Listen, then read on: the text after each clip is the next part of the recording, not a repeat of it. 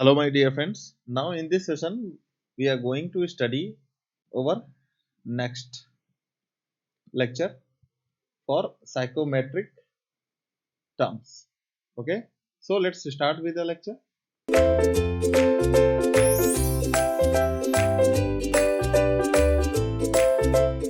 Now, here we are going to study our second point, second psychometric terms.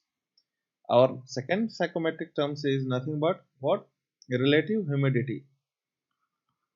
Relative humidity. So, my dear friends, relative humidity is represented by in short form RH, or in symbolic form you can represent by pi. Okay, so what is the real meaning of relative humidity? In this lecture we're gonna be study out. So, my dear friends, your relative humidity, first of all I want to write some definition. It is the ratio of mass of water vapor. It is the ratio of mass of water vapor, water vapor, okay, to mass of water vapor at saturated condition. To mass of water vapor, to mass of water vapor at saturated condition.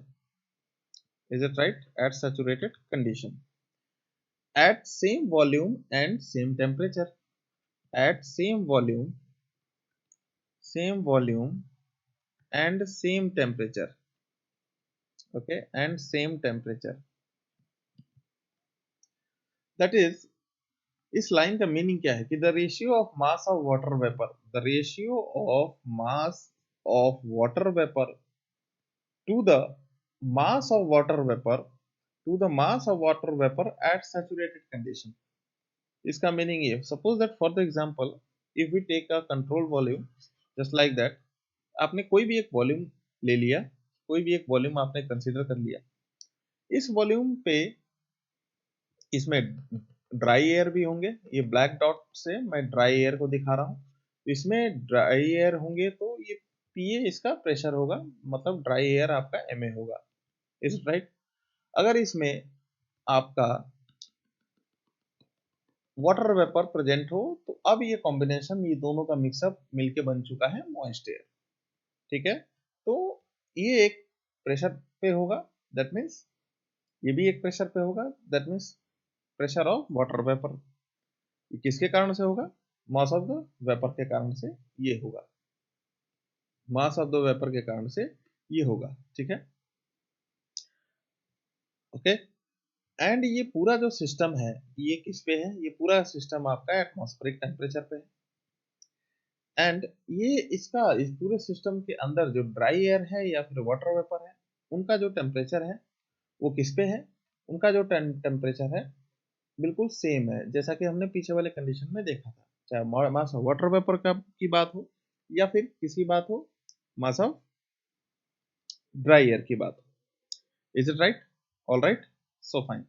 And here also this whole control volume is just gonna be equal to the volume of the dry air and volume of the water vapor. Why? Because ये water vapor भी इस पूरे control volume में फैला हुआ है, साथ में ये ड्राई एयर भी पूरे इस कंट्रोल वॉल्यूम में फैला हुआ है। सो इनके वॉल्यूम भी सेम होंगे जैसा कि हमने पीछे देखा है। ठीक है, ये ऐसी चीजें हमने जस्ट पीछे ऑब्जर्व कर रखा है। ठीक है, अब एक नेक्स्ट कंडीशन लेते हैं। इस नेक्स्ट कंडीशन में हम क्या करते हैं कि अब हम इसमें वाटर वेपर और ऐड करना शुरू करते हैं, वाटर वेपर और ऐड करना शुरू करते हैं। Is it right? और तब तक ऐड करते हैं जब तक कि ये पूरा, ये जो अंदर जो सिस्टम है वो सैचुरेट ना हो जाए और कंडेंस होके जिस तरीके से ठंडी के दिनों में ओस बन के जमीन पे गिरता है वैसा कंडीशन ना आ जाए। मतलब मास ऑफ वाटर वेपर इस सिस्टम में, जो पहले सिस्टम था mass of dry air mass of vapour मिलके एक मॉइस्ट एयर इन्होंने बनाया था। ये दोनों सिस्टम मिलके मॉइस्ट एयर इन्होंने बनाया था, मॉइस्ट एयर बनाया था। या फिर एटमॉस्फेरिक एयर बनाया था, या फिर एयर भी बनाया था, क्योंकि इन तीनों का नाम एक ही है। अब ये जो सिस्टम है आपका, इसमें मास ऑफ वेपर को इतना और ऐड करते जाओ, इतना और ऐड करते जाओ, इतना और ऐड करते जाओ, कि तब तक ऐड करो जब तक ये पूरा सिस्टम सैचुरेट ना हो जाए। सैचुरेट ना हो जाए दैट मीन्स ये पूरा सिस्टम आपका कंडेंस ना हो जाए, मतलब ये बूंद के फॉर्म में कन्वर्ट होके ये अब नीचे गिरना जब तक शुरू ना कर दे, ड्यू टू ग्रेविटी इफेक्ट इसमें जब तक ना आ जाए, तब तक आप इसमें मास ऑफ वेपर को ऐड करो। Is it right? तो मास ऑफ वेपर को कब तक ऐड करना है? जब तक कि पूरा सिस्टम आपका सैचुरेट ना हो जाए। वही ये रेशियो है कि the ratio of mass of vapour to the mass of vapour at saturation, उस रेशियो को कौन डिफाइन करता है? Relative humidity. उस रेशियो को रिलेटिव ह्यूमिडिटी बताता है। अगर इसको टीएस स्केल पे ऑब्जर्व किया जाए माय डियर फ्रेंड्स, अगर टीएस स्केल पे इसको ऑब्जर्व किया जाए, इस प्रॉपर्टी को, if we want to observe over TS scale, so here you can mention your axis as well as your saturation curve, and initially if this system having its dry phenomena, that means dry air, and if this system having mass of vapor like this, अगर ये दोनों रखते हैं तो इस condition में मास of vapour का जो प्रेशर होगा, मास ऑफ वेपर का जो प्रेशर होगा वो यहाँ पे होगा, ठीक है, वो यहाँ पे होगा पीवी। अब आपको क्या करते जाना है इस सिस्टम में, इस एमबी को और मास ऑफ वेपर को ऐड करते जाना है, और ऐड करते जाओ और ऐड करते जाओ। जो पहली बार हमने ऐड किया उसको MB1 माना, MB1 मानने के साथ ही जो ही हमने मास ऑफ वेपर इसमें सिस्टम में ऐड किया, तो इस सिस्टम का जो होल एंड सोल पे प्रेशर होगा, इनिशियली कितना था टोटल प्रेशर? पीए था प्लस पीवी था। अब ये MB1 के ऐड होने के कारण यहाँ पे प्रेशर अब बढ़ चुका है, मतलब ये प्रेशर लाइन अब कहाँ जा चुकी है? ये प्रेशर लाइन अब बढ़ के यहाँ आ चुकी है, due to which, due to this P1। और ये सेकेंड टाइम अब यहाँ पे हमने ऐड किया, दैट मीन्स MB2 हमने ऐड किया, तो इस MB2 के कारण और अब जो नेक्स्ट प्रेशर लेवल होगा वो उसमें ये PV2 और ऐड हो जाएगा, मतलब प्रेशर और इंक्रीज करता जाएगा, ठीक है। ये और हमने एक बार ऐड किया MB3, तो और ये आगे बढ़ता गया, ऐसे ही हम ऐड करते गए, ये आगे बढ़ता गया, ये आगे बढ़ता गया, और इस तरीके से आ गया। मतलब आपको तब तक ऐड करना है जब तक कि फुली सैचुरेटेड कंडीशन ना आ जाए। तो fully saturated condition my dear friends कहाँ आएगी?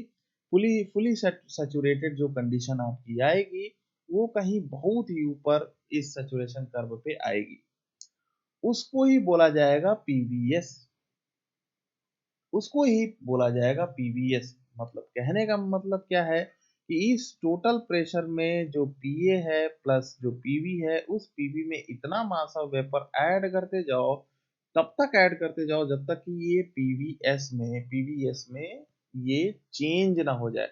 इसको इतना रेज करते जाओ, इतना रेज करते जाओ, इतना रेज करते जाओ, इतना रेज करते जाओ, जब तक कि ये पीवीएस आप अटेंड ना कर लो। Is it clear? So, my dear friends, your phi value is nothing but the mass of vapor to the mass of vapor at saturated level.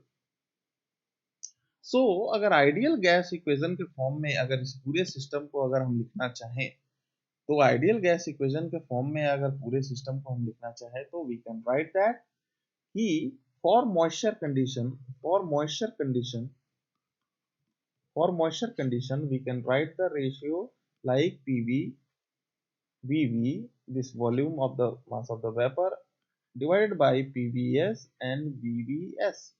Is it right? For the saturation, and here mass of vapor upon here mass of vapor at saturation level, and R of the vapor and R of the vapor at saturation level, and T of the vapor and T of the vapor for the saturation level.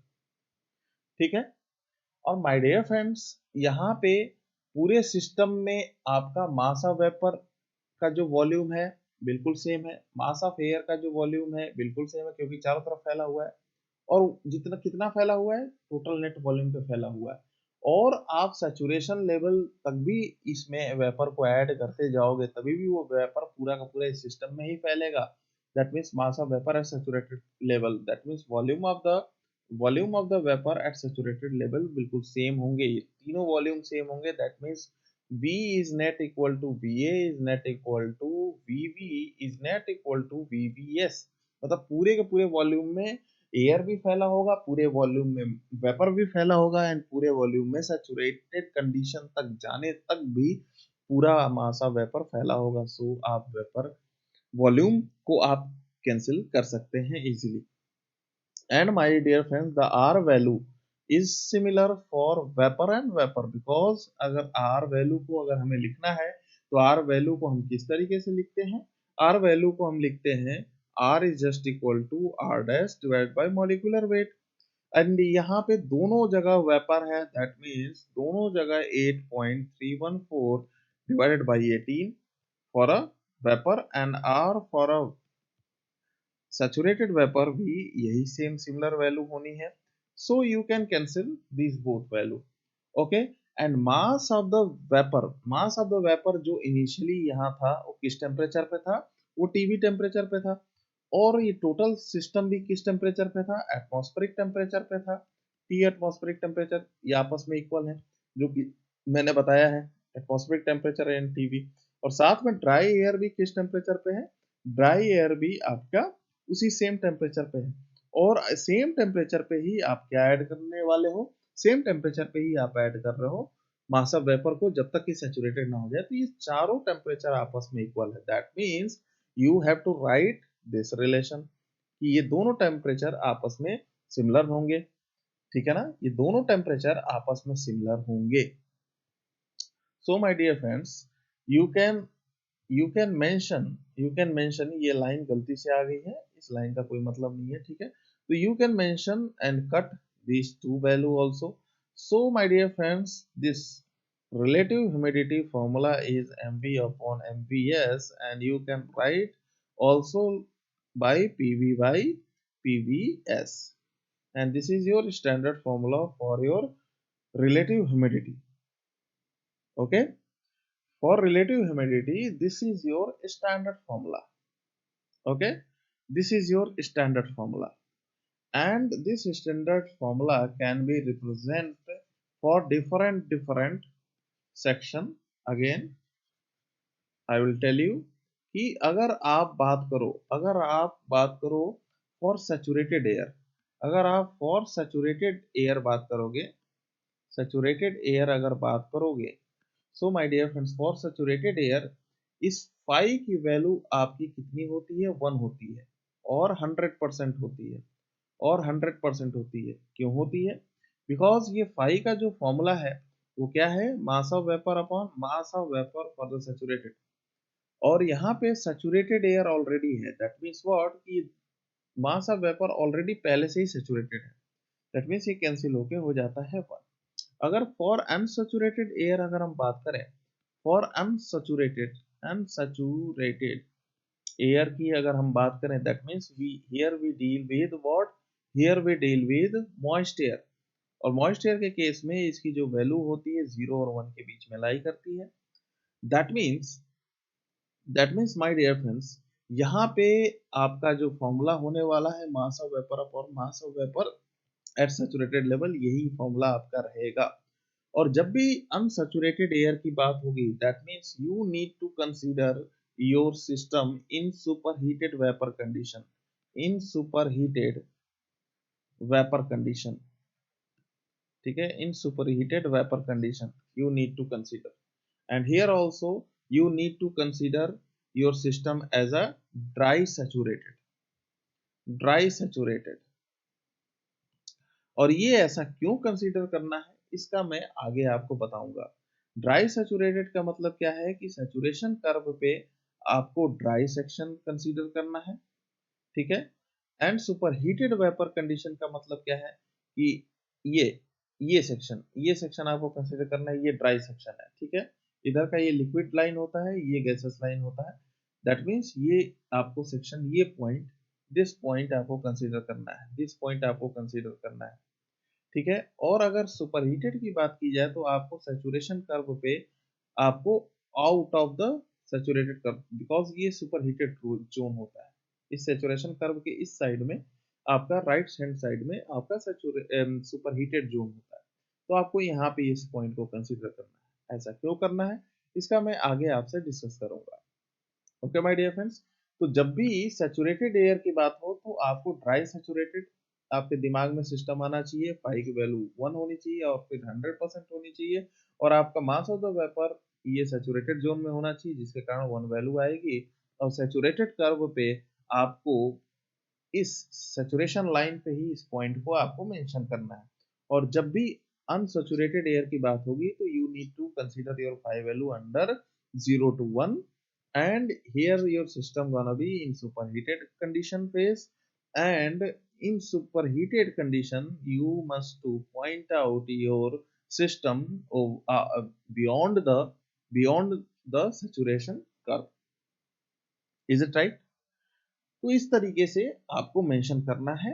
तो सबसे पहले note में for relative humidity, note में आपको एक चीज लिखना होगा, ठीक है। नोट में आप क्या लिखेंगे, नोट में आप लिखेंगे एक चीज, I will tell you, okay, I will tell you कि नोट में आपको क्या लिखना है, उसके बारे में मैं आपको बताता हूँ। नोट में, यहाँ पे नोट में आप एक चीज लिखिए जो कि काफी ज्यादा इंपॉर्टेंट है। नोट में आपको लिखना है, हेयर हेयर नोट में आपको एक चीज लिखनी है कि the specific humidity indicates the actual amount of water vapour. The specific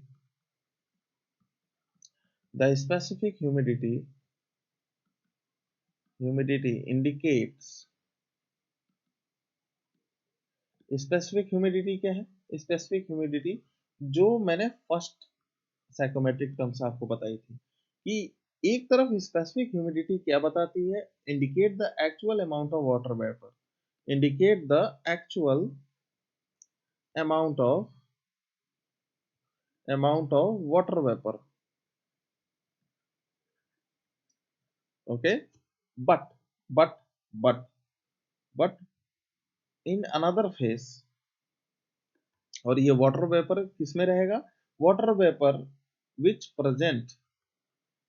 present in per kg, in per kg which present in per kg of air, whereas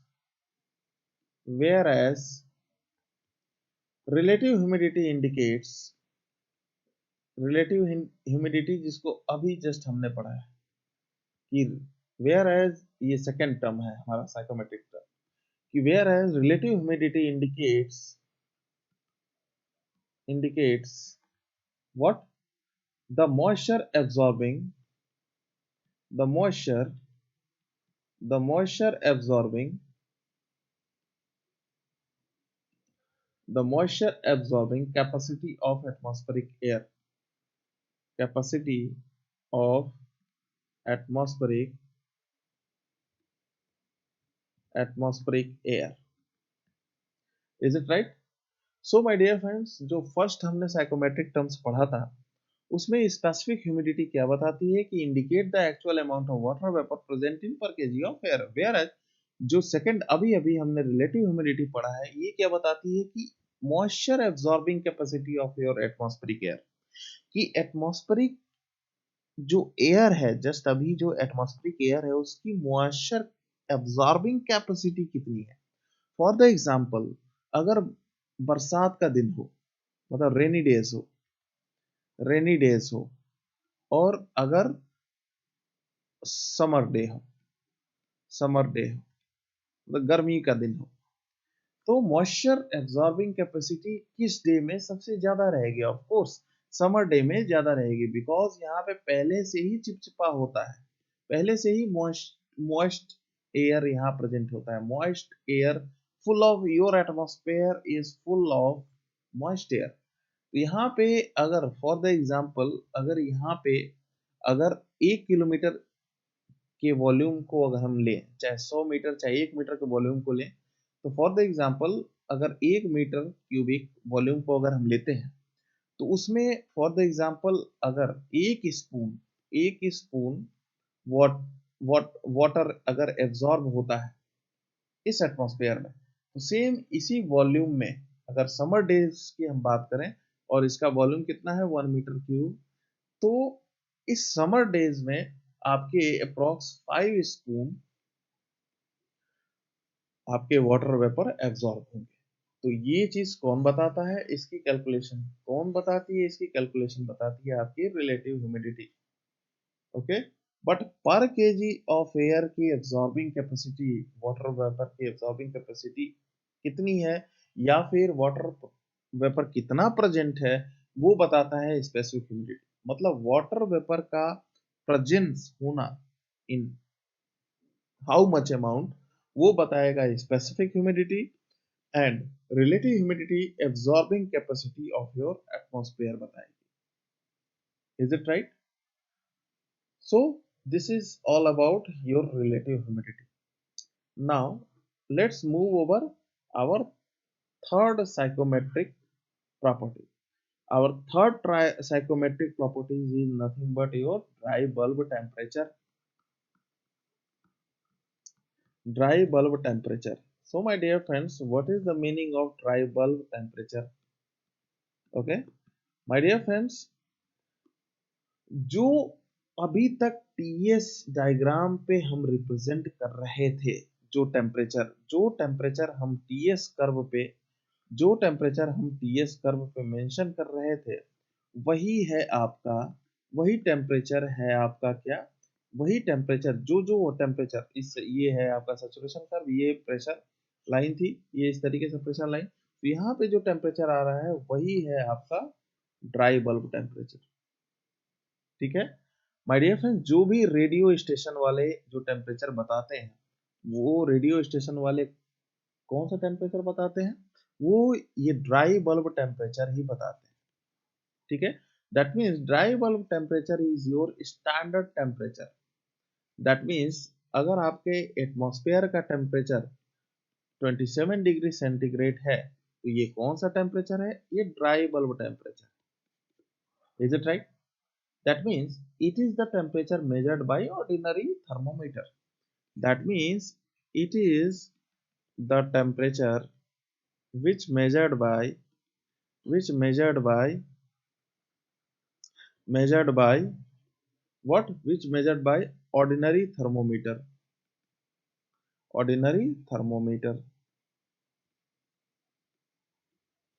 Okay my dear friends, so by this way we can easily, ये सब काफी practically वे मैं आपको बता रहा हूँ radio station atmosphere की, तो इस तरीके से हम अपने टेक्निकल कंसेप्ट को समझ सकते हैं, अपने कॉन्सेप्ट की बिल्डअप कर सकते हैं। Okay my dear friends, now जो हमारा नेक्स्ट लेक्चर होगा psychometric terms, lecture number 3, that means this, ये काफी बड़ा लेक्चर होने वाला है, अप्रॉक्स ये 1 आवर का लेक्चर होने वाला है।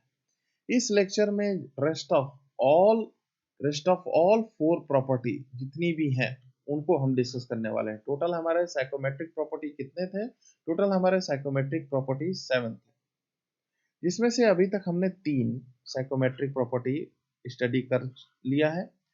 पहला क्या था? स्पेसिफिक ह्यूमिडिटी, दूसरा था आपका रिलेटिव ह्यूमिडिटी, एंड तीसरा था ड्राई बल्ब टेम्परेचर। ये तीनों हमने स्टडी कर लिया है। अब बचे 4, उन चारों को हम स्टडी करेंगे। तो हम ये psychometric terms lecture number 3 approx 1 hour का होगा। इस 1 आवर के लेक्चर में हम चारों के चारों साइकोमेट्रिक टर्म्स को हम स्टडी करने वाले हैं, जिसमें हम स्टार्ट करेंगे इस 4th नंबर से।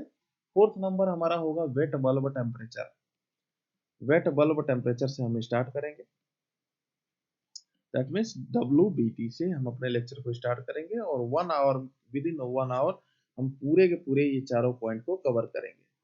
ठीक है, so my dear friends, keep watching, keep learning, and all the best for your examination. Have a nice day.